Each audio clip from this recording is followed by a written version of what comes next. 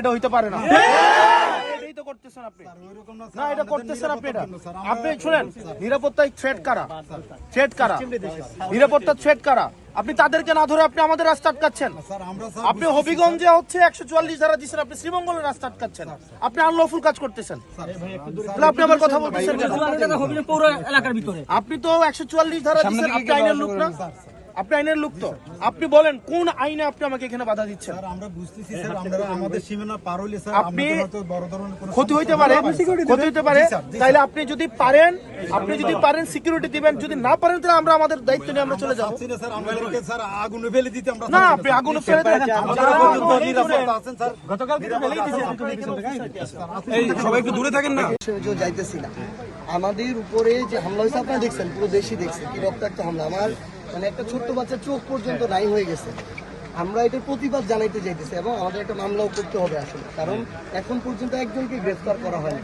তাহলে এখানে তো প্রশাসনকে সরকার ব্যবহার করতেছে, ছাত্র দলের দেখে গ্রেফতার করা হয়। ওনাকে একটু বলেন, আমি মনে হয় সীমানা পর্যন্ত যায়, আপনারা ওই পর্যন্ত ওই পর্যন্ত যায়।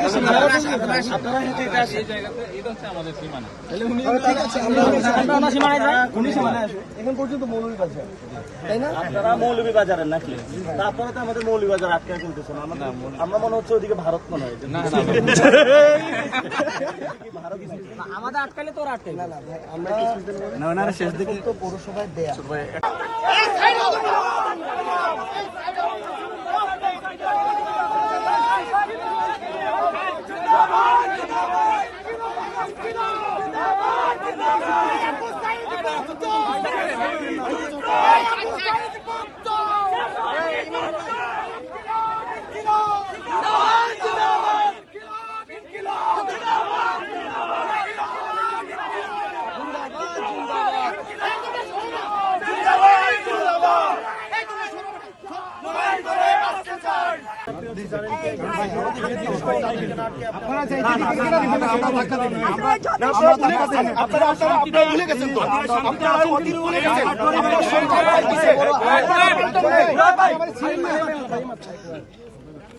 এখানে আপনারা আনলফুল কাজ করতেছেন।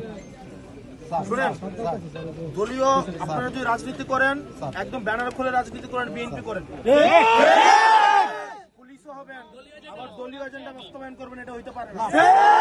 এটাই তো করতেছেন আপনি। স্যার ওইরকম না স্যার, আমাদের নিরাপত্তার জন্য স্যার। আপনি শুনেন, নিরাপত্তায় থ্রেট কারা, থ্রেট কারা, নিরাপত্তার থ্রেট কারা?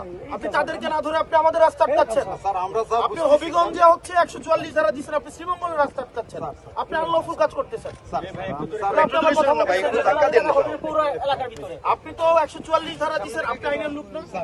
আপনি আইনের লোক তো, আপনি বলেন কোন আইনে আপনি আমাকে এখানে বাধা দিচ্ছেন? স্যার আমরা বুঝতেছি স্যার, আমরা আমাদের সীমানা পার হইলে স্যার হয়তো বড় ধরনের কোনো ক্ষতি হইতে পারে।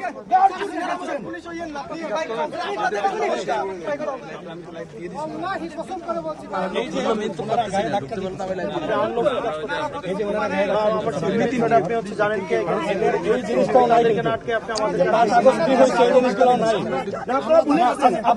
আপনারা ভুলে গেছেন তো।